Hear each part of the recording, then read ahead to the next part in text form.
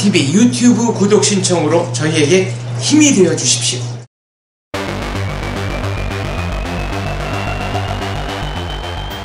네, 안녕하세요. 인터뷰 텔라. 오늘은 대한민국 교육, 자유화의 길이 있다는 주제로 이영훈 서울대학교 교수님 모시고 이야기 나눠보겠습니다. 교수님 안녕하세요. 네. 저희가 오늘 이야기 나눌 주제가 자유화인데 사실 요즘의 교육에서 가장 유행하는 말은 평준화인 것 같아요. 교수님은 이 평준화에 대해서 어떻게 생각하시나요? 평준화는 나름대로 시대적 역할은 있었다고 생각합니다.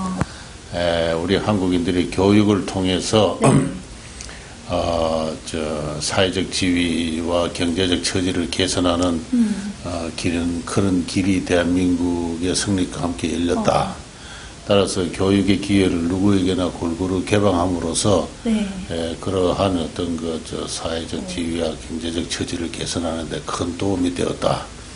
특히 제2 박정희 시대 고도 경제 성장기에 중학교 평준화, 고등학교 평준화, 뒤이어서 대학 교육의 대폭적인 정원, 그런 것은 나름대로 그 시대적인 역할이 있었다고 생각합니다. 그러나 네. 고도 성장이 마감되고 나서 네. 누구에게나 사회적 지위와 경제적 체질을 개선할 수 있는 기회가 열려있던 것이 점점 좁아지게 되었지 않습니까? 네. 그렇게 되면서부터 그 문제가 슬슬 문제가 발생하기 시작했다. 모순이 누적되기 시작했다. 그래서 새로운 시대가 되었으면서도 불구하고 네. 이전과 같은 평준화 정책을 계속 고집하고 있는 것. 네. 특히 그 박정희 시대 고도 성장기를 비판하는 이른바 좌파 진보주의 세력들이 평준화를 주장하고 있는 것. 이것은 약간 앞뒤가 맞는 모순된 그러한 것이 아닌가 그렇게 생각하고 있어요. 그러면 지금 말씀하셨던 그 평준화가 예전에 제가 교수님 글에서 봤던 기억이 나는데 97년에 있었던 교육재정법 그것과 관련된 내용인 거죠? 1997년에 네. 그 외환위기가 한창 진행될 때 12월 달에 네. 교육기본법이 제정이 됐어요. 네. 그 전에 그 교육법이라는 게 있었는데 네. 그 49년도에 제정된 교육법이 네. 무려 한 49년간의 역사를 마감하고 교육기본법으로 대체가 되었는데 그 교육기본법에서는 네. 기본 이념이 뭐냐 하면은 네. 창의성의 개발 그리고 전인적 네. 인성의 양성 그렇게 되어 있습니다. 그렇게 되어 있고 근데 거기에서 소위 교육의 소위 민주화, 분권화라는 네. 것이 전면적으로 제도화되고 그렇게 했지요. 그러나 교육의 민주화, 분권화는 좋은데 네. 고도 성장이 마감되고 네. 새로운 시대에 인간들로 하여금 어떠한 행동 원리로 어떠한 가치로 이 세상을 살고 그렇게 해서 사회를 통합을 하고 국가를 발전시킬 수 있는가 하는 기본 이념은 거기에 결여되어 있다는 것입니다. 그게 그 교육기본법의 가장 큰 문제점이다. 단순한 창의성과 전인적 네. 인성만으로는 새로운 시대에 대응할 만한 그런 교육이 되지는 못했다. 그 문제가 지금까지 또 계속해서 19년 동안 이어져 왔다. 누적되어 왔다. 그렇게 생각합니다. 네, 이렇게 말씀을 듣다 보니까 현행 7차 교육과정이 문제가 많다는 이야기가 참 많잖아요. 예. 그래서 이게 언제부터 시작됐는지, 왜 시작됐는지 좀 알 것 같기도 한데 이제서야 저는 이런 교육 문제점이 수면 위로 올라온 게 아닐까, 그래서 이제야말로 이거를 해결할 수 있는 게 아닐까라는 생각이 드는데 교수님께서는 현행 교과서의 문제점, 교육의 문제점이 무엇이라고 생각하시나요? 그렇죠. 아까도 이야기한 대로 고도 성장의 시대가 네. 마감이 되었잖아요. 네. 저성장의 시대가 되었습니다. 네. 따라서 누구나 다 높은 자리에 누구나 다 잘 살 수 있는 그런 시대는 지나갔죠. 그런데 네. 평준화 교육을 통해서 네. 누구나 다 그렇게 될 수 있다는 어떤 기대는 잔뜩 부풀러 놨습니다. 그래서 교육에 기대하고 네. 현실적으로 사회 경제 여건하고는 맞지 않는 시대, 그것이 잘 맞아떨어진 시대가 고도 경제 성장기였다면은 지금은 그렇지 않은 거죠. 그래서 사람들의 그 객관적인, 참 주관적인 기대하고 네. 객관적인 여건이 맞지 않아서 누구나 불만을 느끼는 시대가 되었다 하는 그런 것이 하나가 있고, 네. 두 번째는 이 7차 교육과정, 교육기본법이 제시하는 것은 전인적 인격입니다. 그래서 교과서 내용을 보면은, 네. 제가 초등학교 교과서 내용을 이렇게 한번 확인해 보니까, 네. 무려 한 17가지의 덕목이 나와요. 네. 그래서 뭐, 네. 성실, 정직, 자주, 절제, 책임, 노력, 계획, 반성, 실천, 협동, 뭐, 17가지가 아니라, 뭐, 네. 창의기, 뭐, 준법, 효도, 우정, 화해, 사랑, 자비, 용서, 평화, 비폭력, 뭐. 근데 이거는, 네. 제가 보기에는 어느 시대나 양의 동서를 막론하고 이런 것을 강조하지 않는 국가가 없다, 이 말이죠. 심지어는 북한에서도 그렇게 할 겁니다. 그렇죠? 정직해라, 성실해라. 중국의 모택동 시대도 그렇고, 네. 히틀러가 양성한 히틀러 유겐트, 그 히틀러의 청년, 보위대도 아마 그랬을 네. 겁니다. 뭐, 스탈린 시대도 그렇고, 네. 우리 조선 왕조도 그렇고 말이죠. 그래서 이런 식의 네. 인성교육은, 네. 저는 그 파생적인 덕목이다 하는 겁니다. 네. 조선 왕조는 조선 왕조 고유의 인간을 바라보는 눈, 사회를 통합하는 눈이 있죠. 네. 북한이나 중국의 공산주의 체제는 공산주의 나름의 사회를 통합하는 원리와 인간을 보는 눈, 사회를 이해하는 원리가 있는 겁니다. 마찬가지로 우리 네. 한국에도 그런 게 있어요.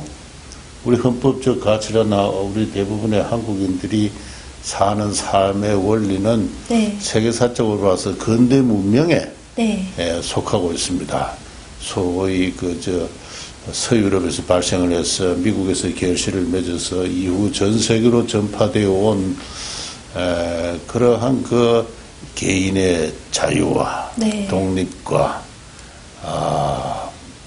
그리고 어떤 신체 자유와 재산권의 확립이라는 어떤 몇 가지 중대한 원리에 네. 기초한 근대 문명의 사회에 살고 있는데 네. 그 근대 문명의 사회의 개인에 대한 이해, 사회와 네. 국가의 통합 원리, 그건 중국과도 다르고 북한과도 다르고 소련하고도 다른 겁니다. 네. 그걸 가르치고 있지 않아요.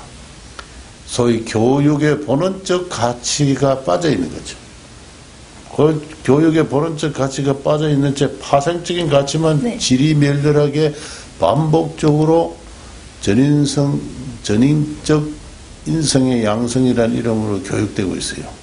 아무리 해봐도 효과가 나지 않는 거다. 저는 거기에 현행 교육에 가장 큰 문제점이 있다고 생각합니다.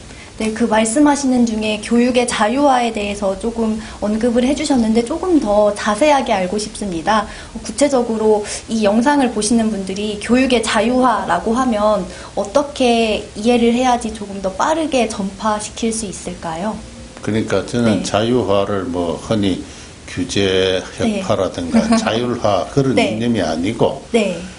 자유 이념에 대한 교육의 기초를 둔 네. 그러한 그 교육의 자유주의화를 저는 자유주의 이념에 기초한 교육 과정의 편성과 교과 과정의 재편성 그리고 교육을 통한 그 사회적 실천 네. 그런 것이 앞으로 추구해야 될 우리 한국 교육의 기본 과제가 아닌가. 네. 제가 최근에 한국 교육사를 정리한 몇 가지 책을 읽어봤는데도 네.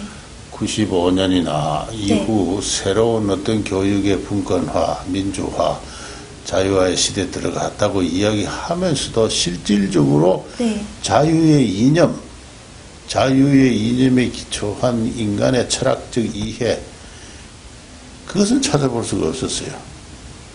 민주화, 분권을 하는 것이 하나의 제도, 형식으로만 주어지기 때문에 그 과정에서 국가의 교육에 대한 기초 이념이 오히려 방임되는 과정에 네. 정교조라든가 네. 또는 아주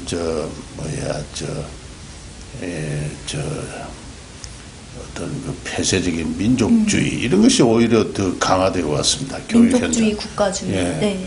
그리고 아주 소위 대한민국의 정통성을 부정하는 역사관, 대한민국의 건국은 민족의 분단을 일으켜온 불행한 사건이었다는 식의 뉘앙스를 전달하는 학교 교육.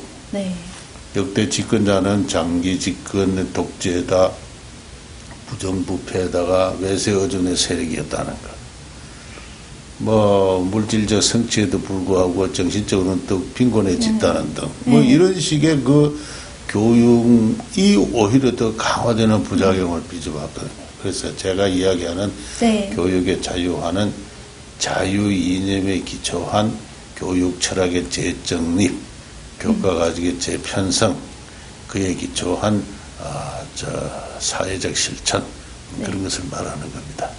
교수님의 이야기를 듣다 보니 제가 좋아하는 교수님의 명언이 생각납니다. 교수님도 아마 알고 계실 텐데 이 혼탁한 세상에 몸을 더럽힐 용기가 없다면 꿈을 꿀 자격조차 없다.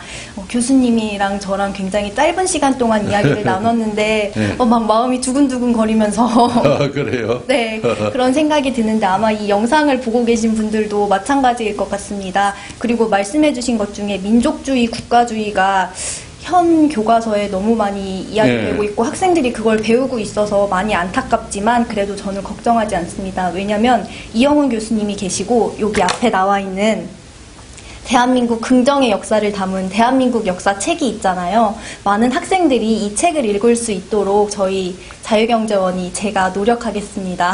감사합니다. 제가 경제학자인데 경제사 연구자인데 교과서 문제 때문에 자꾸 발언을 많이 하다 보니까 그 사람은 왜 자기 영역을 넘어서 교육에까지 이야기하나 그런 게 좀 원창게 생각하는 분들이 있는 것 같아요. 그래서 제가 또 시간을 내서 한국 교육사를 들여다 보니까 이 나라에 교육 철학이 없었다.